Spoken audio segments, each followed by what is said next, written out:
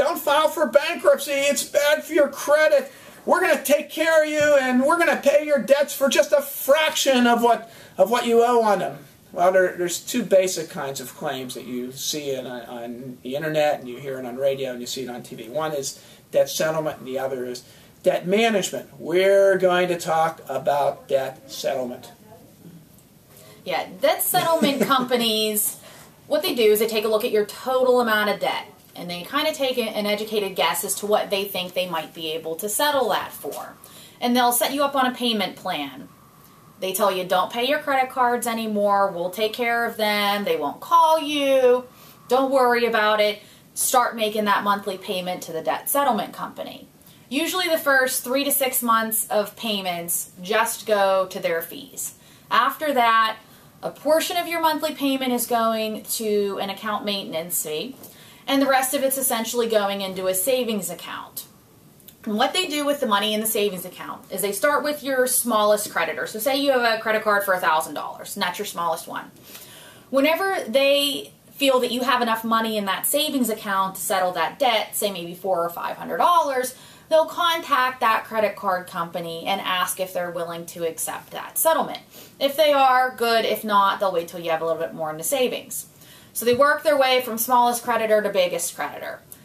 Couple of problems with that. The biggest problem being if they put you on a 3-year program, let's just say, the largest credit card is not going to get any money for 3 years, and practically they're not that patient. Oh, not patient. No. My goodness. Not patient is mild. What they're doing is they're charging you over the limit fees, not payment fees. They're tacking your interest on to the point where you're going to be paying 30%. So you're actually going to end up paying more money by the time you're done, and they don't give you any protection against lawsuits. How many times do people come in and say they're being sued and they're in one of these agencies?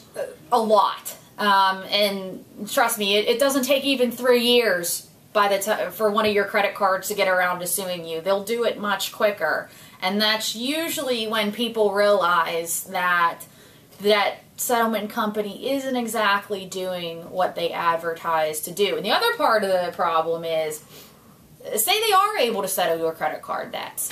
For instance, that $1,000 credit card example that I used earlier, if they settle it for $400, that $600 that you don't have to pay back is considered taxable income by the IRS. So multiply that by 10. If it's $6,000 you're not paying back, and now you're going to pay $2,000 more in your taxes. Let me end with one more thing.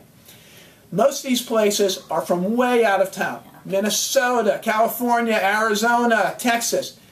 If things don't work out with them, where are you going to go to get redress? Are you going to fly to California and take care of that?